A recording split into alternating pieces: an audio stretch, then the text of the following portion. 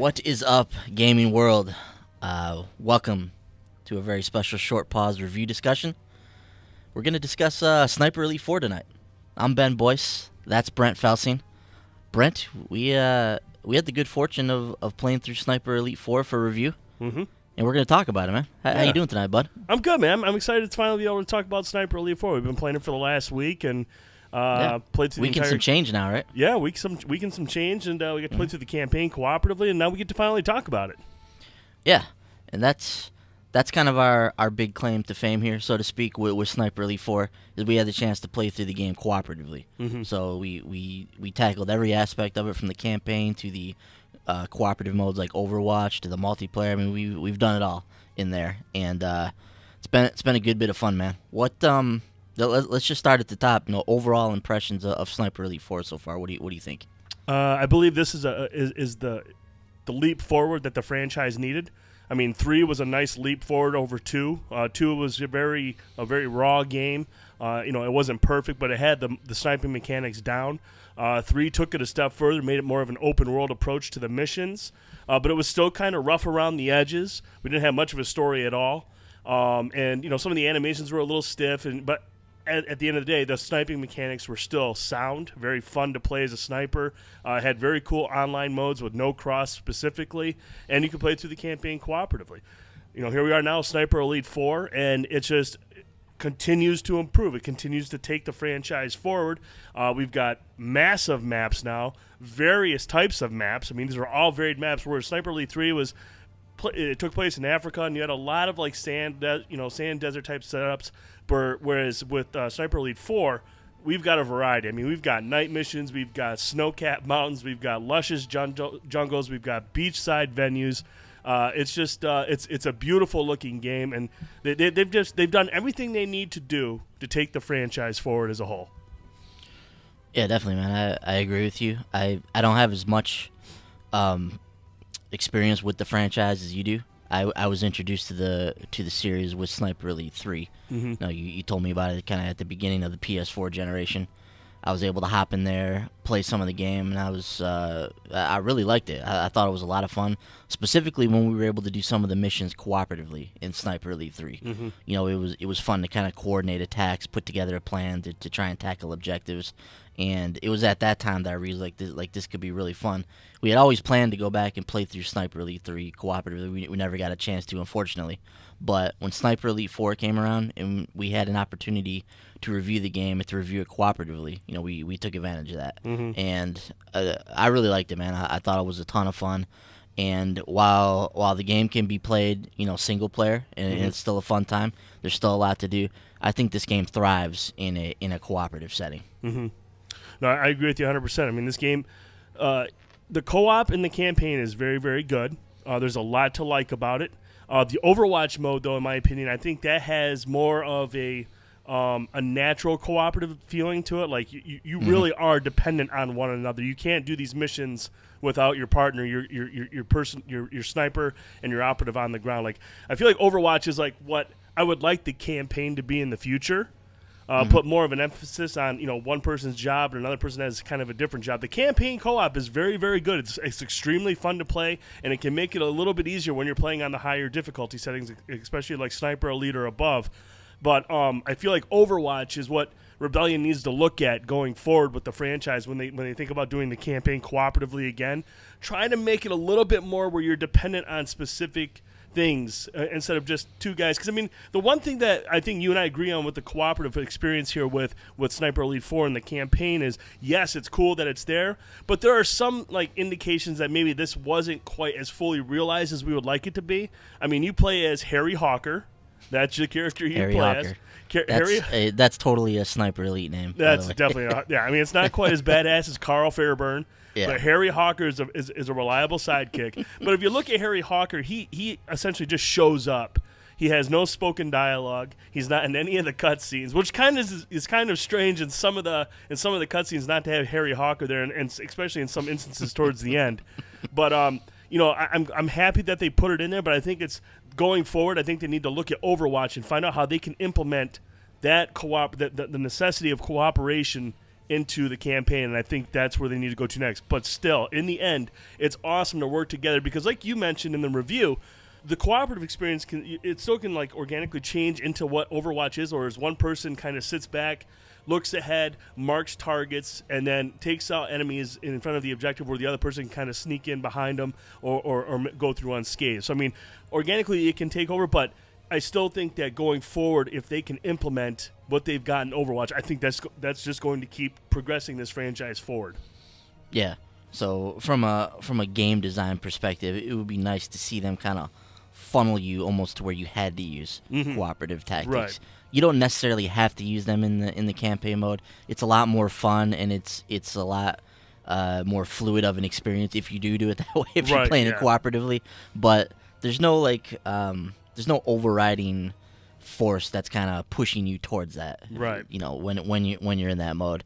And yeah, I tend to agree with you. Overwatch is an excellent mode. It's probably my favorite thing we did in the game. And it's unfortunate that Overwatch only has 2 maps. Right. You know, and it's only 2 experiences. Now those experiences can be long, especially if you're going in there and you're searching for all the collectibles and you're trying to do all the objectives. You're trying to complete the map.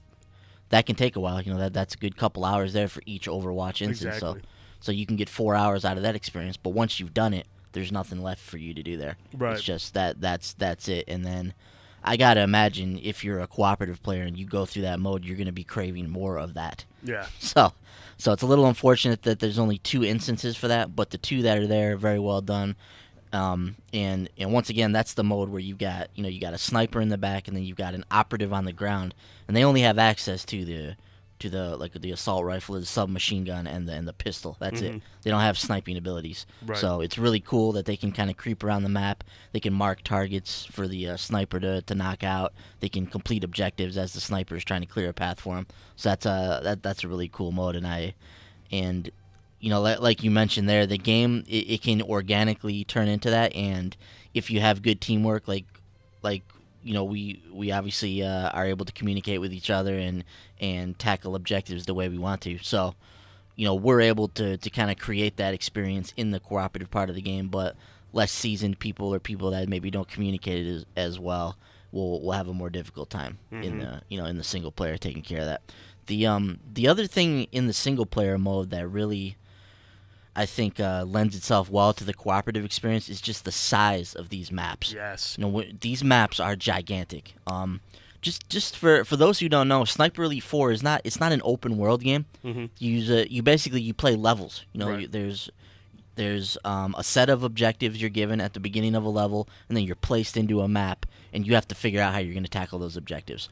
So you could have anywhere from 5 to 10 objectives, somewhere along those lines across the map. And that's not even counting all the collectibles and different things that you can do, the different challenges that are in the map. There's a lot of stuff that goes into each of these maps, but these things are enormous.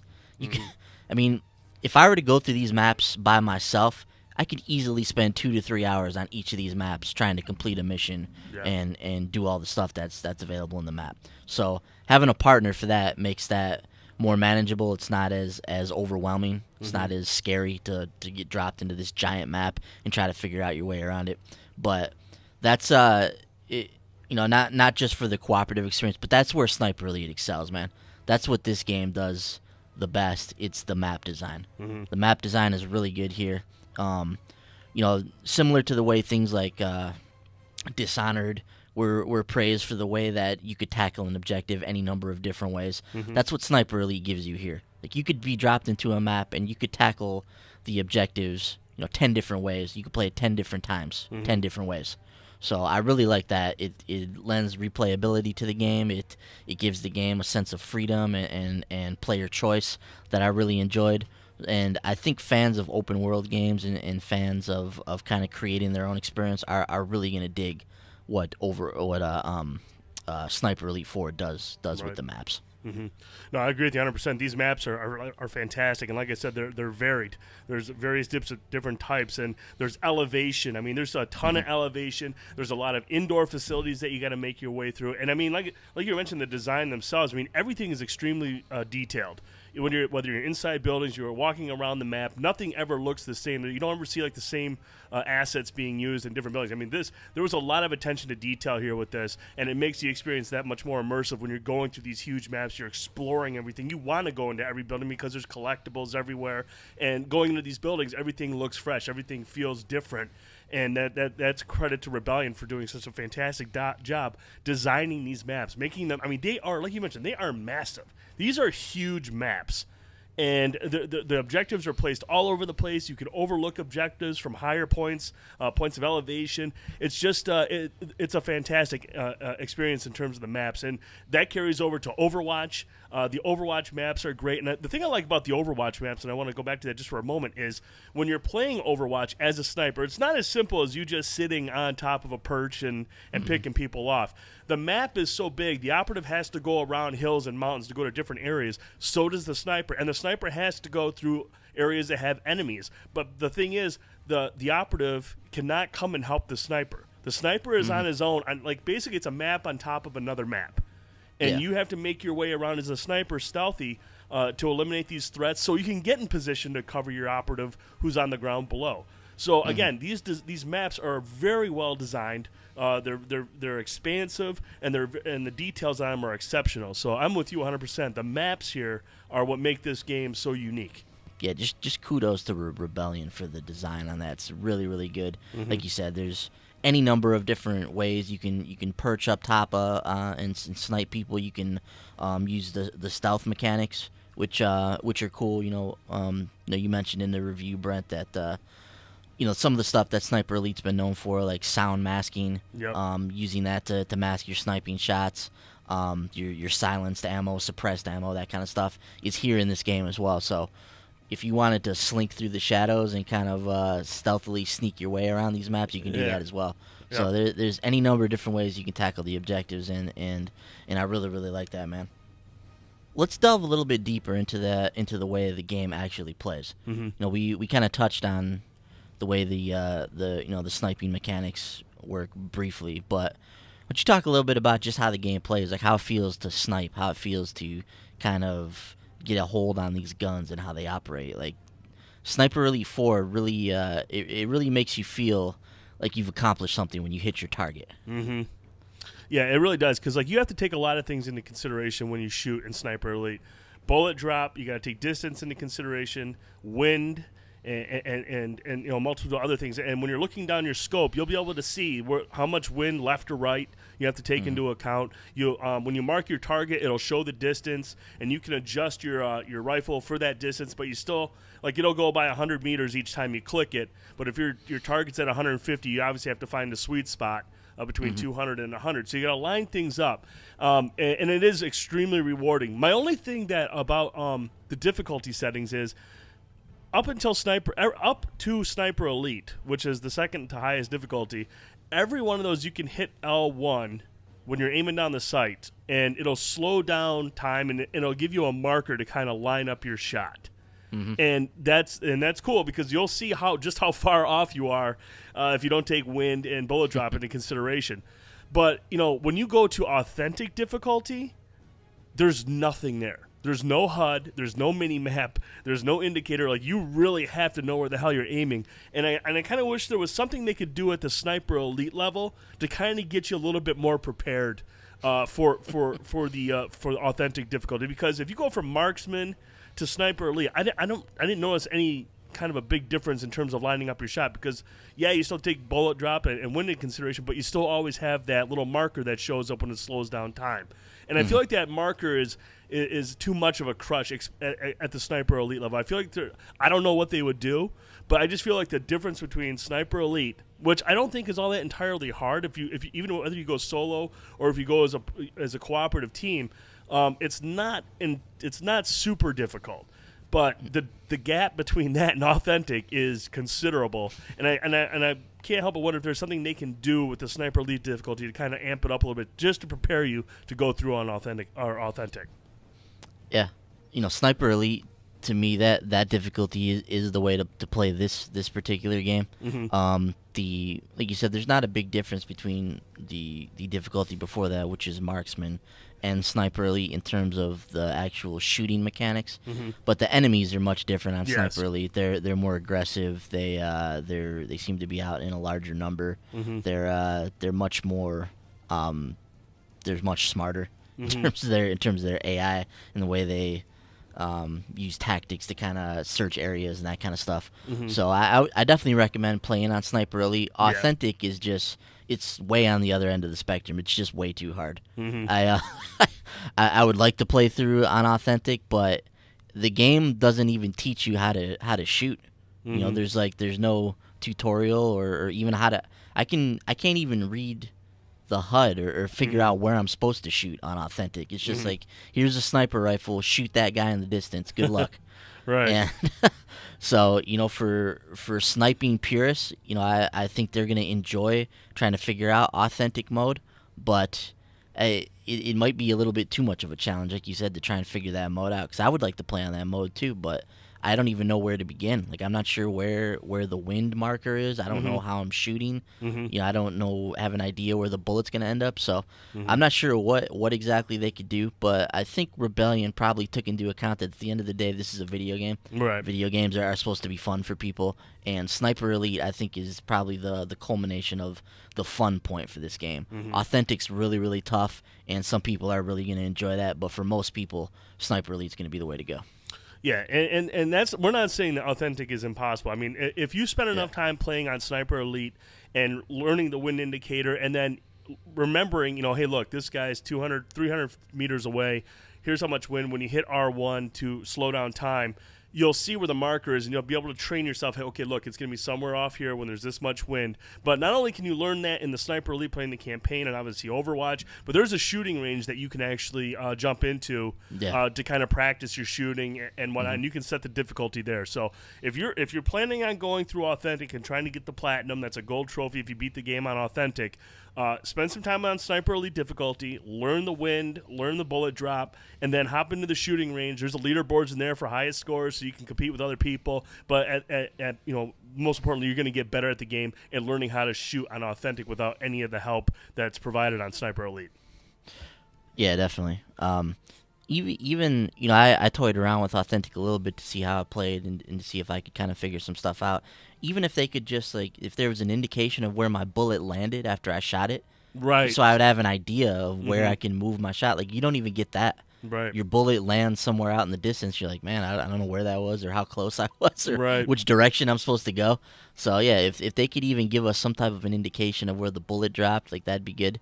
That'd be a good first step. But yeah, you know, that's for the hardest of the hardcore on Authentic difficulty. But yeah, but Sniper Elite I thought was a nice midway point between the lower difficulty settings and Authentic. It was a lot of fun, and the enemy AI was I think sufficient for that mode in terms of just being like a fun game. And when we talk about how difficult it is, I want to make sure everyone understands that we're giving credit to Rebellion, because if you look at all the other games out there, Call of Duty, Battlefield to an extent is a little bit tougher sniping, but a lot of games, sniping is just simple: aim your scope at a guy and pull the trigger and you get a nice kill.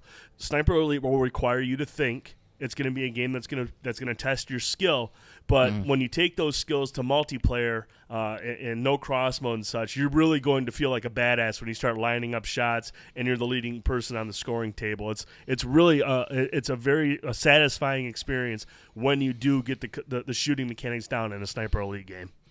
Yeah, it's good fun when you kind of figure out, wrap your head around it, and you're able to start knocking down your shots like you're planning to. So it's the game does a good job of making you feel, and no thanks to the X-ray cam where you line up a good shot and then you see a slow motion shot of a bullet, like, tearing up a guy's intestines or something.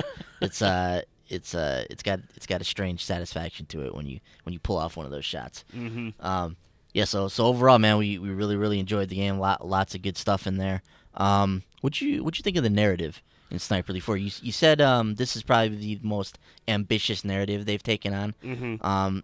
This This is not like Academy Award winning No. stuff here. I mean, it's a sniper dude. His mission is to kill Nazis. That's the gist of the Sniper Elite series. So there's not a whole lot going on. There's not a whole lot to the protagonist, Carl Fairburn. Right. But what'd you think of what they tried to do in Sniper Elite 4 here? I give them credit for trying. Like they added certain elements to the game. Obviously, there's a lot more cutscenes. You meet different characters along the way. You meet Weaver and Denelli, a mobster. I mean, just this crazy group of individuals that help Carl along the way, and they do try to provide some kind of a story. But it's just it's some of the voice acting is a little off. It's a little inconsistent. Some of it's kind of creepy. Weaver creeps me out. No offense to the voice actor. I'm sure in the right role it's probably pretty good. But Weaver just seemed like a slimy CIA type. I didn't know what his role was. But the story is, I appreciate the effort. Obviously, nobody has ever played a Sniper Elite game for the story. And like you said, Carl Fairburn has about as much depth to him as Major Dutch in Predator. You're not expecting any kind of like, what's his backstory? Does he like to long walks on the beach? You don't want to learn any of that stuff. Carl is here for one reason, and that's to kill. I want to know if Carl likes long walks on the beach. He does a couple long walks in the beach in this game as he's killing Nazis. So actually, I really want to know more about Harry Hawker. Like nobody wants to hear. There's no spin-off of Harry Hawker. Now knock it off, dude. After this game, I'm waiting for the Harry Hawker spinoff. You're gonna be waiting for a while. That's what I'm waiting for. I hope it comes out. Elite, I hope it's Harry Hawker. I hope it's an iOS game, but no, it's an effort that I appreciate, and but it's in the end it's forgettable. I mean, you're not playing a Sniper Elite game for the story. They leave things open. I mean, they really try to get you invested in the story and the characters. And the characters that you meet, they're the ones you talk to in between missions, and they'll actually give you other secondary objectives to complete. So make sure you talk to all of them. Like I said, it's nothing really deep or interesting. Like I said, you're here for one thing, and that's to put holes in the heads of all zombies, of all Nazis. Nazi zombies. Little Call of Duty slip there.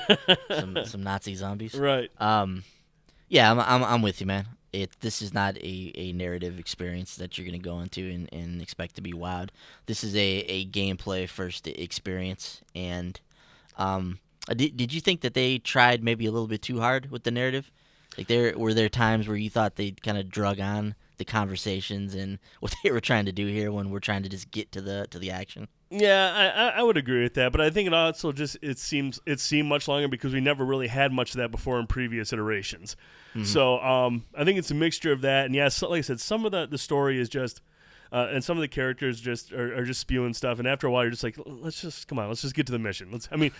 They show you the map that you're about to jump into, and then they do this cutscene. You're like, no, I want to go there right now. I want to go there and see this layout. So yeah, no, it's I appreciate them trying.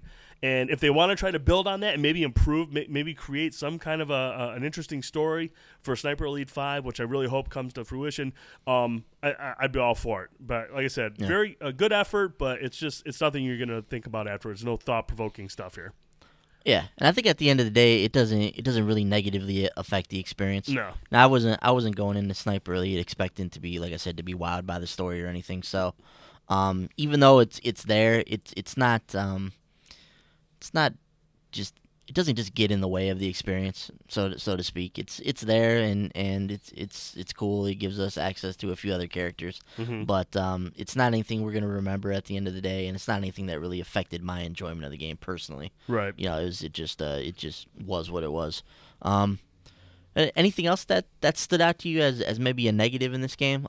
There were some bugs that we ran into. Yeah. You know, one in particular, we were playing a match of survival, which is something else we should touch on here. But we were playing a match of survival, and you know, for whatever reason, my character just stopped working, like deep into the round, which was kind of aggravating. There's a few glitches, a few hitches here and there, a few times objectives we couldn't complete for whatever reason. They just wouldn't complete for us, even though we had completed them. Mm-hmm. So there's a few things like that cropped up throughout our playthrough. I'm not sure how prevalent those will be mm-hmm. in other people's playthroughs, but you know, we did experience a few bugs here and there.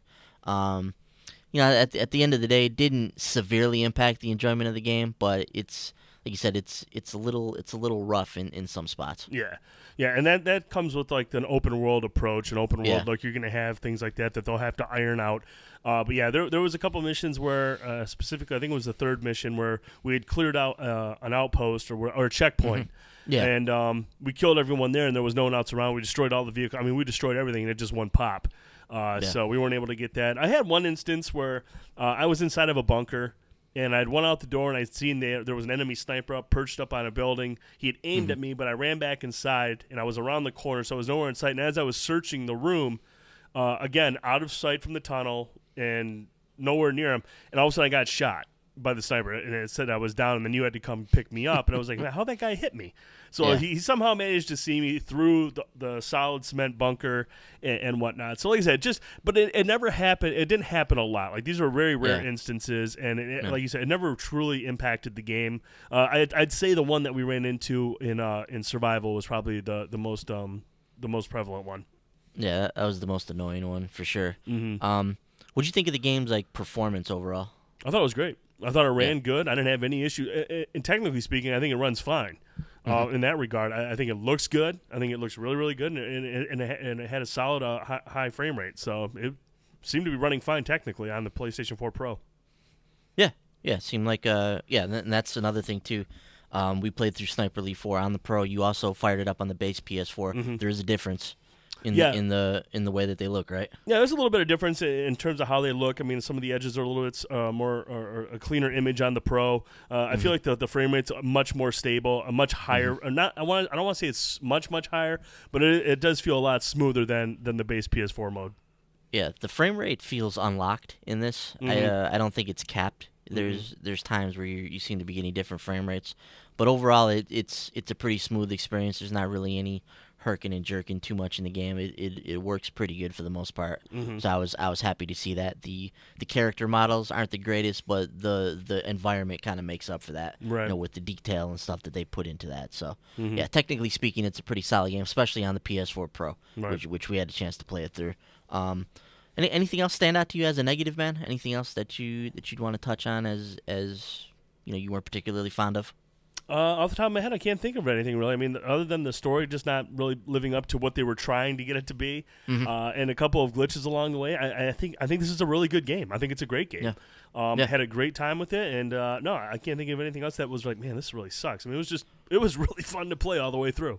Yeah, and like we mentioned, this game really excels cooperatively. You probably don't think that when you first look at the game. Like, this game just comes off as a single player experience. Like, that's typically how people see this franchise. I think I'm not sure people even realize that you can play through this game cooperatively and that it's so fun cooperatively. Right. Like, I don't know if people realize that, but this game really is exceptional when played cooperatively. Let's briefly touch on some of the other modes. We've got survival mode, which is kind of like the horde mode, the wave-based horde mode. We've got the multiplayer, which has the typical Sniper Elite suite in it. It's got the team deathmatch. The no cross mode is obviously the standout there, where you basically it's sniper against sniper in that mode. There's the distance king, I think they call it. Yep. The person with the most distance at the end of the match wins in terms of their like sniping shots. So there's some cool modes in there. I tinkered with some team deathmatch, some distance king stuff, and at the end of the day, I just think no cross is really the way to go in terms of the multiplayer modes. But what'd you think of that? What'd you think of survival? Are there any other modes that I didn't mention? No, I think you touched them all. I think we covered everything else. Yeah. Survival's fun. It's not. There's better horde modes out there. We did it with 2 people, and we got to about round 7 or 8 on Sniper Elite. So it's very challenging, and you're gonna need to have that third person in there. Some of the objectives that you have to protect aren't in like ideal spots for sniping. So you rely more on your submachine gun and your pistol for defending, and this isn't a game where you want to run around with your submachine gun and your pistol. I mean, this is a sniping game. So I mean, survival's cool. It's there. It's something different to do, and I can appreciate that. But for my money, and the multiplayer side of things, it's no cross. That's the only mode I want to play, because, like you mentioned, you're playing team deathmatch. There's other games out there that do team deathmatch better. There's other games out there that do deathmatch. There's other games that do better control. It's no cross is where it's at. I mean, you have a barrier across the middle of the map. These maps are huge, and it's all sniping. You're marking people for your teammates, and then you're taking shots, and your team's trying to get the most kills over the other team. And it's a very intense game mode. There's literally no audio playing unless you're being shot at. I think if there's any at all, like I said, it's just you just hear the sound of the world around you. You hear gun firing off. You hear shots in the distance. It's a very taut experience, and that's why I love No Cross.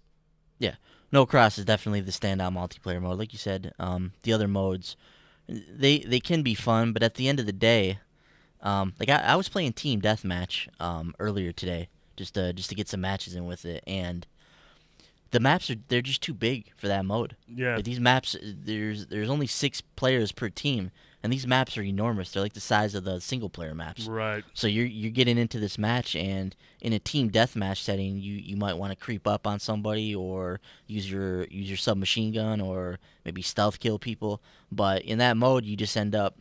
It's basically there's just snipers against snipers again, because that's really what the game is about. Right. So even when you end up in a team deathmatch setting, it kind of boils down to what No Cross is, anyways. Mm-hmm. So I think setting up that barrier and forcing you to snipe your foes is definitely the way to go, and it's definitely a unique experience in the multiplayer setting. So if you are looking to get into Sniper Elite multiplayer, definitely check out No Cross mode. And I think it's cool too that they put all this into Sniper Elite. I mean, there's an entire multiplayer suite in this game. So Yeah. if that's your thing, you can have a good time with that. And it's not just campaign. You've got the Overwatch mode. You've got survival. You've got your traditional competitive multiplayer. There's a lot to get into in this game that could suck tens and tens of hours out of you if you so choose. So you will not be content starved when you go in and play Sniper Elite 4. That's for sure. Yeah, I would say the only thing that concerns me, and it concerned me with Sniper Elite 3, and they actually did right by releasing more maps. But right now, I think there's only 6 multiplayer maps, 2 Overwatch maps, and 3 survival maps. Yeah. So there's not a whole lot of content there. But if Sniper Elite 3 is anything to go by, they will be releasing content. Maps and modes are all going to be free. They're outside of the season pass, so they will be updating this game over time. And modes like Overwatch. We'll get more maps added to it. Online, we'll get more maps soon. Hopefully, we'll get a couple more survival maps. I really hope Overwatch is the focus, though, for most of these maps. Not too concerned with survival, but Overwatch is the one I'd like to see maybe 2 or 3 more maps to kind of flesh it out, create some more variety, so this game has some legs. Yeah, that is the one thing outside of the main campaign. The other modes are kind of short on maps and different settings. So yeah, hopefully they'll look into that. And I think you were telling me the other day that they're looking to add some single player missions to this game with entirely new maps too, right? That's so included in the season pass. Yep, there's going to be three or four new story missions in all new areas. So you're going to get each time they add one of those, we're going to get a brand new map, and possibly they'll shovel that into an Overwatch map or the multiplayer setting as well. Probably. You hope so. Yeah. So cool. So So overall, Brent, any final words? Any parting thoughts on Sniper Elite 4? I'm just really happy with what we played. I'm happy to see Rebellion taking this franchise forward. They've gone now from a AA budget title franchise to a AAA franchise. This is a AAA franchise now, and I can't wait to see what they do with Sniper Elite 5. They continue to build on this foundation. They continue to add more things. The game is a better looking game than Sniper Elite 3. It's a better playing game than Sniper Elite 3. The maps are much better, bigger, better, well designed, better designed. I mean, everything about this game is a leap forward from Sniper Elite 3, and that's what I want from this franchise. And I'm really happy to see Rebellion doing that, and I cannot wait to see them take it to the next level with 5. Yeah, definitely. I'm curious to see what innovations they're going to bring, where they're going to iterate on the franchise from here. And like you said, this is the culmination of what they've done up to this point, from what I've experienced with the franchise and from what I've played in Sniper Elite 4. Like this is definitely the best Sniper Elite yet. It's just a beautifully designed game, and people who love sniping, who love stealth, who love just third-person shooters, I think are really going to get a kick out of this game. So it comes highly recommended from us. Our full written review, will be on the site. So make sure you go and check that out. It's on there right now. www.shortpause.com. Brent and I did a cooperative review on there, so it's a unique review. No bias. I definitely recommend you go and read it. So absolutely. So go ahead and check that out. Brent, where can we find you on Twitter? You can find me where it says right above, @TheDude1979, PlayStation Network, TheDude79, and Xbox Live, TheRealDude79. Cool. As always, I'm Piccolo930 on Twitter and on PSN, so you can find me on there. Make sure you check out our Twitch channel too, Short Pause Live. we're actually going to be streaming some Sniper Elite 4 Monday evening. So make sure you hop in there, check it out, get an idea what the game's all about. If you're on the fence about it at all, you can watch Brent and I play through it cooperatively and kind of see what it's all about. We're going to fire up the Overwatch mode and give you guys a taste of what the cooperative experience is like in this game. So definitely come by and check that out. Follow us on Twitter at The Short Pause, too, for all the latest updates on the website. For Brent Felsing, I'm Ben Boyce. Thanks for watching, everybody. We'll see you guys on the battlefield. Yes, sir.